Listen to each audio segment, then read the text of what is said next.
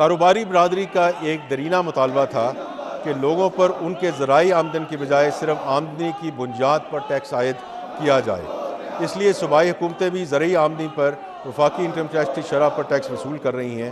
اسی طرح سے 70 سال سے کم عمر پینشنر جو سالانہ 1 کروڑ روپے سے زائد پینشن وصول کر رہے ہیں، ان کی 1 کروڑ روپے سے زائد پینشنی کی آمدنی پر 5% کی شرح سے ٹیکس عائد کرنے کی تجویز ہے تاکہ ٹیکس کی بنیاد وسیع کی جائے۔ یہاں یہ بتانا ضروری ہے کہ حکومت کم اور درمیانی پینشن وصول کرنے والوں پر ٹیکس عائد کرنے کا کوئی ارادہ نہیں رکھتی۔ کیش لیس اکانومی کو فروغ دینے کے لیے یہ ٹیکس اقدامات تجویز کیے جاتے ہیں۔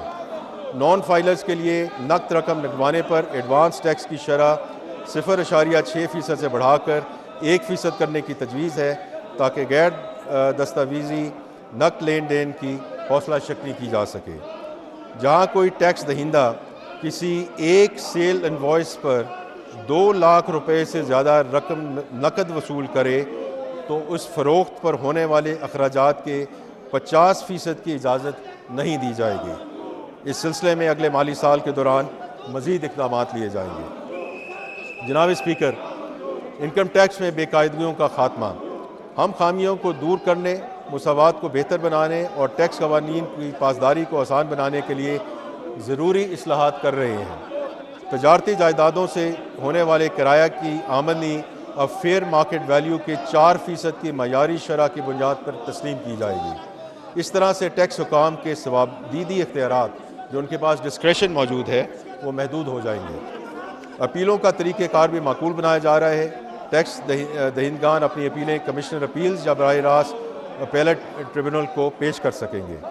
ڈیٹا انالیٹکس کو فروغ دینے، ٹیکس پالیسی اور معاونت کے ضمن میں FBR قانون میں رازداری کی شکوں کی وجہ سے ریسرچ کرنے والوں کو ڈیٹا مہیا کرنے میں انتہائی سخت پالیسی پر عمل پیرا رہا ہے۔ شاید یہ پاکستان میں ٹیکس پالیسی اور اس کے اقتصادی اثرات کے حوالے سے کوئی معیاری تحقیق نہ ہونے کی ایک وجہ ہے۔ معیاری تحقیق کی حوصلہ افزائی کے لیے یہ تجویز کیا جاتا ہے کہ ٹیکس دہندگان کا ڈیٹا مناسب سیف گارڈز کے ساتھ تعلیمی اداروں اور ڈونر ایجنسیز کے ساتھ شیئر کیا جائے۔ ٹیکس دہندگان اور FBR کے درمیان تنازعات کو کم کرنے کے لیے انکم ٹیکس آرڈیننس کے 7ویں شیڈول کو بہتر بنانے کی تجویز ہے، جس کا تعلق تجارتی بینکوں پر عائد ٹیکسوں سے ہے۔ توقع ہے کہ ان تبدیلیوں سے ٹیکس کا نظام منصفانہ اور مساویانہ ہو سکے گا۔ کاروبار کرنے کی لاگت کو کم کرنے اور موجودہ تجارتی طور طریقوں کو اپنانے کے لیے ٹیکس قوانین میں جہاں کراس چیک کا ذکر کیا گیا ہے، وہاں ان میں آن لائن ٹرانزیکشن اور دیگر ڈیجیٹل ذرائع سے کی جانے والی ادائیگیوں کو بھی شامل کرنے کی تجویز ہے۔ انکم ٹیکس کے سلسلے میں انفورسمنٹ کے اقدامات۔ جناب اسپیکر، میں اس معزز ایوان کے علم میں لانا چاہتا ہوں کہ ہم ایسے اقدامات تجویز کرنا چاہتے ہیں جن سے انفورسمنٹ بہتر بنائی جا سکے، ٹیکس چوری کا خاتمہ کیا جا سکے اور ٹیکس کے نظام میں دیانتداری کو فروغ دیا جا سکے تاکہ عوام کا اعتماد بحال ہو۔ اس سلسلے میں انکم ٹیکس کے حوالے سے ایک نیا کلاسیفیکیشن سسٹم متعارف کرایا جا رہا ہے جس میں فائلرز اینڈ نان فائلرز کے فرق کا خاتمہ کیا جا سکے گا۔ جو لوگ اپنے گوشوارے اور اپنی ویلتھ سٹیٹمنٹ جمع کروائیں گے صرف وہی بڑے مالیاتی لین دین کر سکیں گے، جن میں گاڑیوں اور غیر منقولہ جائیداد کی خریداری، سیکیورٹیز اور میوچل فنڈز میں سرمایہ کاری اور بعض بینک اکاؤنٹس کھولنے کی سہولت جیسی چیزیں شامل ہیں۔ ان لوگوں کے لیے ضروری ہوگا کہ FBR کے پورٹل کے ذریعے اپنی مالی حیثیت اور آمدنی، تحائف، قرضے اور وراثت جیسی مالی ذرائع کے دستاویزی ثبوت ظاہر کریں۔ دیانتدار ٹیکس دہندگان کو مالیاتی لین دین کرنے کا اہل ہونے کے لیے ٹیکس کا گوشوارہ بھرنے کا آپشن دیا جائے گا۔ شیڈول بینکوں اور FBR کے درمیان بینکاری اور ٹیکس کے حوالے سے معلومات کے تبادلے کے لیے قوانین متعارف کرائے جا رہے ہیں، جس سے خامیوں کی نشاندہی اور ٹیکس قوانین کی پاسداری بہتر ہو سکے گی۔ FBR کو یہ اختیار حاصل ہوگا کہ وہ ٹیکس کی بنیاد وسیع کرنے اور انفورسمنٹ کو بہتر بنانے کے لیے بیرونی آڈیٹرز کی خدمات کانٹریکٹ پر یا تھرڈ پارٹی کی وساطت سے حاصل کرے۔ جناب اسپیکر، اب میں سیلز ٹیکس ایکٹ میں ترامیم کے تجاویز کی طرف آتا ہوں۔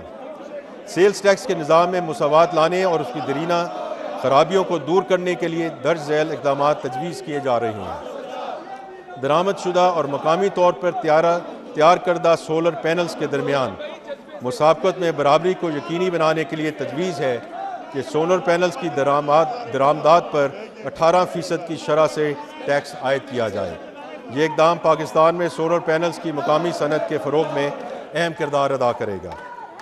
آن لائن کاروبار اور ڈیجیٹل مارکیٹ پلیسز کی تیزی سے ترقی نے ٹیکس قوانین کے پاسداری کرنے والے روایتی کاروباروں کے لیے مشکلات پیدا کر دی ہیں۔ معیاری مسابقتی فضا پیدا کرنے اور ٹیکس قوانین کی مکمل پاسداری کو یقینی بنانے کے لیے یہ تجویز کیا جاتا ہے کہ ای کامرس پلیٹ فارمز کی طرف سے ترسیل کرنے والے کوریئر اور لاجسٹک خدمات فراہم کرنے والے ادارے 18% کی شرح سے ای کامرس پلیٹ فارم سے سیلز ٹیکس وصول کر کے جمع کروائیں گے۔ پیٹرول یا ڈیزل استعمال کرنے والی اور ہائیبرڈ گاڑیوں پر سیلز ٹیکس میں یکسانیت لانے کے لیے یہ تجویز جاتی ہے کہ 18% ٹیکس سے کم شرح والی گاڑیوں پر بھی 18% عمومی سیلز ٹیکس عائد کیا جائے۔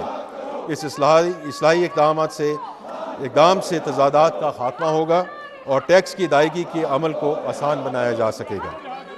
گزشتہ 7 برسوں سے خیبر پختونخوا اور بلوچستان کے نئے ضم شدہ اضلاع کو ٹیکس میں مکمل چھوٹ حاصل رہی ہے۔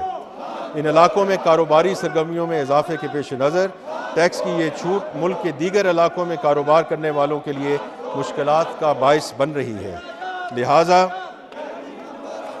تجویز دی جاتی ہے کہ ان علاقوں میں آئندہ 5 سال کے دوران اشیاء پر مرحلہ وار سیلز ٹیکس نافذ کیا جائے، جس کا آغاز آئندہ مالی سال کے لیے 10% کی کم شرح سے کیا جائے گا۔ زرعی شعبہ نہ صرف ہماری قومی معیشت میں نمایاں حیثیت رکھتا ہے بلکہ ہماری اقتصادی ترقی کے لیے محرک قوت کا کردار بھی ادا کرتا ہے۔